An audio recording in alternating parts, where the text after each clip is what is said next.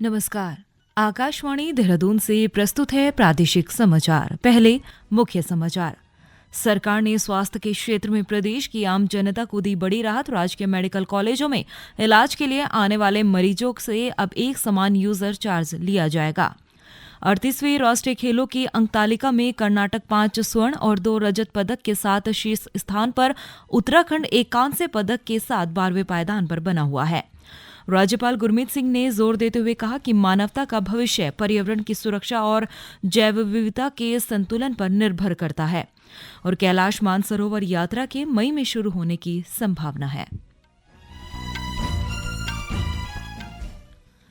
प्रादेशिक समाचारों के साथ मैं प्रियंका मलिक और अब समाचार विस्तार से।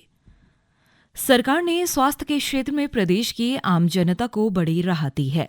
राज्य के राजकीय मेडिकल कॉलेजों में इलाज के लिए आने वाले मरीजों से अब एक समान यूजर चार्ज लिया जाएगा।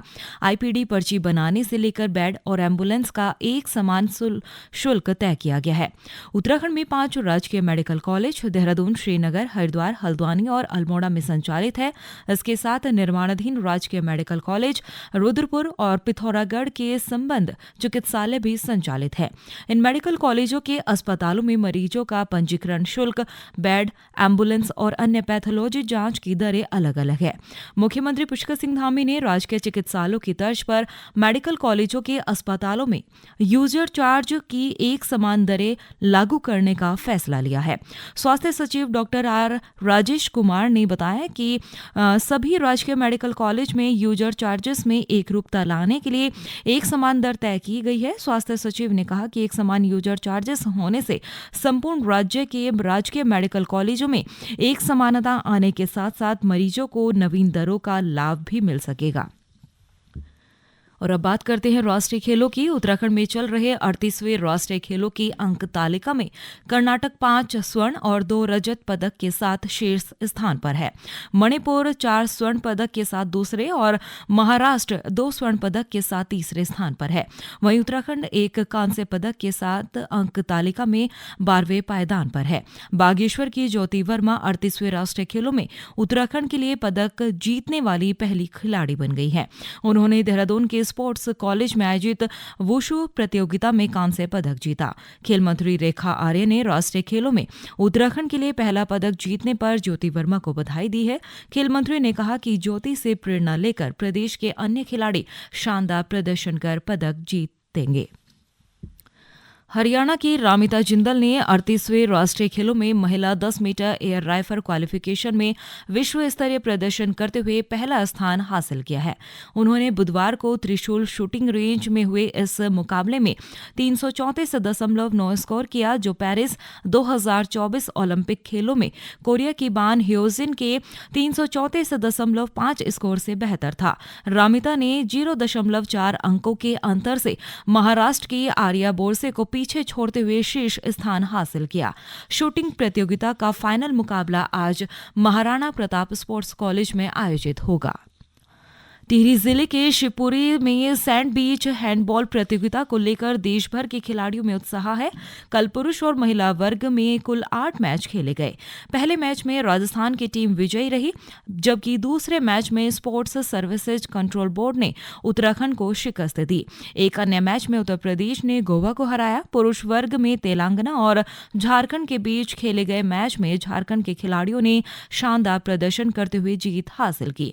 पिछले राष्ट्रीय खेलों में हैंडबॉल की विजेता रही हरियाणा महिला टीम की खिलाड़ी प्राची का कहना है कि उनकी टीम इस बार भी चैंपियन बनेगी। इसके लिए पूरी टीम कड़ी मेहनत कर रही है। मेरा नाम प्राची है, मैं हरियाणा टीम से हूँ।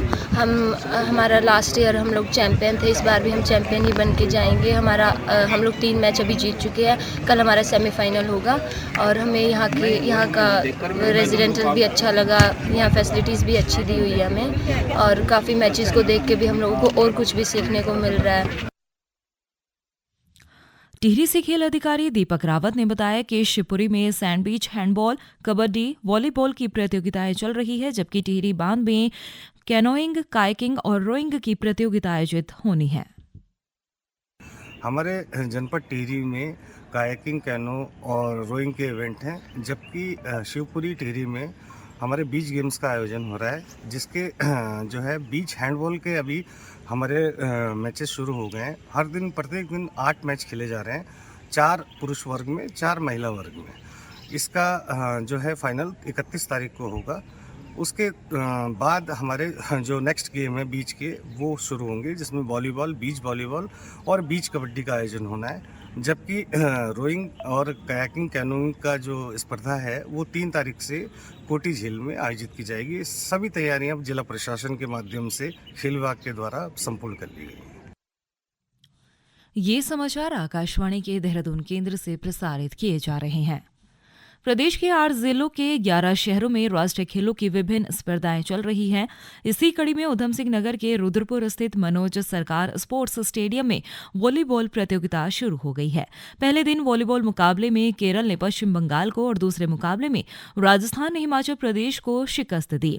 इस अवसर पर नोडल अधिकारी डॉ नीरज खैरवाल ने कहा कि उनकी पहली प्राथमिकता खिलाड़ियों को सभी सुविधाएं उपलब्ध कराना है। एशियन फेसिंग कॉन्फेडरेशन के महासचिव राजीव मेहता ने कहा कि यूपी से अलग होने के बाद पहली बार उत्तराखंड को राष्ट्रीय खेलों की मेजबानी का अवसर मिला है। आकाशवाणी से बातचीत में उन्होंने कहा कि उत्तराखंड राज्य में खेल आधारभूत ढांचा काफी मजबूत है और राज्य के सभी खेल मैदानों को विश्व स्तरीय बनाया गया है।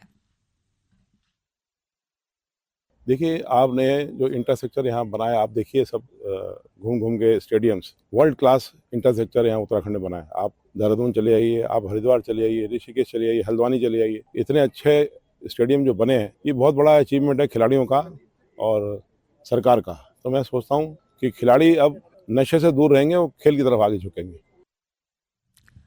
वहीं 38वें राष्ट्रीय खेलों के आयोजन में पर्यावरण सुरक्षा को प्राथमिकता देते हुए ग्रीन फायरवर्क्स और कोल्ड पायरेज का उपयोग किया जा रहा है। इस पहल का उद्देश्य प्रदूषण को कम करना और खेलों को अधिक पर्यावरण अनुकूल बनाना है। इस नवाचार से राज्य सरकार को उम्मीद है कि ये भविष्य के आयोजनों के लिए एक मिसाल बनेगा। परंपरागत पटाखों की तुलना में ग्रीन फायरवर्क्स कम हानिकारक गैसों का उत्सर्जन करते हैं और वायु प्रदूषण को नियंत्रित करने में सहायक होते हैं। इन पटाखों में रसायनों का प्रयोग सीमित किया गया है, जिससे कार्बन फुटप्रिंट भी कम होता है। इसके अलावा कोल्ड पायरेज का उपयोग किया जा रहा है, जो पारंपरिक आतिशबाजी की तुलना में कम धुआं और गर्मी उत्पन्न करते हैं, जिससे पर्यावरण को कम नुकसान होता है। राज्यपाल लेफ्टिनेंट जनरल गुरमीत सिंह ने कहा है कि मानवता का भविष्य पर्यावरण की सुरक्षा और जैव विविधता के संतुलन पर निर्भर करता है। उन्होंने कहा कि सभी को मिलकर इन प्राकृतिक संसाधनों की रक्षा करनी होगी, जिससे आने वाली पीढ़ियों के लिए एक समृद्ध पारिस्थितिकी तंत्र सुनिश्चित किया जा सके। देहरादून में भारतीय वन्यजीव संस्थान में आयोजित समारोह को संबोधित करते हुए राज्यपाल ने कहा कि वन्यजीव संस्थान द्वारा किए जा रहे शोध और प्रशिक्षण कार्यक्रम न केवल पर्यावरण संरक्षण बल्कि राज्य की आर्थिकी को भी सुदृढ़ करने में सहायक हो सकते हैं। राज्यपाल ने पर्यावरण संरक्षण से जुड़े उत्पादों पर आधारित सोवेनियर शॉप और जल संरक्षण के प्रति लोगों को जागरूक करने के लिए जल खाता अभियान का भी शुभारंभ किया। कैलाश मानसरोवर यात्रा के जल्द शुरू होने की उम्मीद है। साल 2019 से बंद कैलाश मानसरोवर यात्रा को नई दिल्ली भारत और चीन के बीच हुई बैठक के बाद कयास लगाए जा रहे हैं कि इस साल से यात्रा फिर से शुरू हो सकती है। पर्यटन अधिकारी कीर्ति चंद्र ने बताया कि इस साल मई में यात्रा फिर से शुरू होने की संभावना है। श्री चंद्र ने बताया कि बैठक में यात्रा को फिर से शुरू करने को लेकर कई बिंदुओं पर चर्चा की गई और यात्रा शुरू करने पर आम सहमति बनी। उन्होंने बताया कि कुमाऊं मंडल विकास निगम ने धारचूला से लीपूपास तक सड़क तैयार करने के साथ ही यात्रियों के ठहरने के लिए अलग अलग हट्स तैयार कर ली हैं। इसके अलावा यात्रियों के लिए अन्य सुविधाएं भी जुटाई जा रही है। और अब एक नजर आज के समाचार पत्रों की सुर्खियों पर। उत्तराखंड में राष्ट्रीय खेलों के तहत प्रतियोगिताएं जारी हैं। हिंदुस्तान लिखता है उत्तराखंड के खाते में पहला पदक। दूसरी खबर की हेडलाइन में लिखता है मुख्यमंत्री धामी ने केंद्रीय गृह मंत्री अमित शाह से मुलाकात कर नेशनल गेम्स में आने का न्योता दिया। प्रदेश में छोटी सरकार का कार्यकाल अब जल्द ही शुरू होने वाला है। दैनिक जागरण लिखता है अगले सप्ताह में काम संभालेगी निकायों की नई सरकार। दिल्ली के कर्तव्य पथ पर निकाली गई उत्तराखंड की झांकी को परेड में मिला तीसरा स्थान। हिंदुस्तान समाचार पत्र का शीर्षक खबर में लिखा है संस्कृति और साहसिक खेल पर आधारित रही झांकी, मुख्यमंत्री धामी ने दी बधाई। और अंत में मुख्य समाचार एक बार फिर। सरकार ने स्वास्थ्य के क्षेत्र में प्रदेश की आम जनता को बड़ी राहत दी। राजकीय मेडिकल कॉलेजों में इलाज के लिए आने वाले मरीजों से अब एक समान यूजर चार्ज लिया जाएगा। 38वें राष्ट्रीय खेलों की अंक तालिका में कर्नाटक 5 स्वर्ण और 2 रजत पदक के साथ शीर्ष स्थान पर, उत्तराखंड एक कांस्य पदक के साथ 12वें पायदान पर बना हुआ है।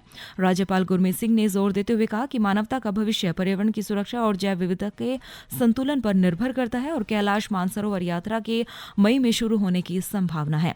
इसके साथ ही प्रादेशिक समाचारों का अंक समाप्त हुआ। नमस्कार।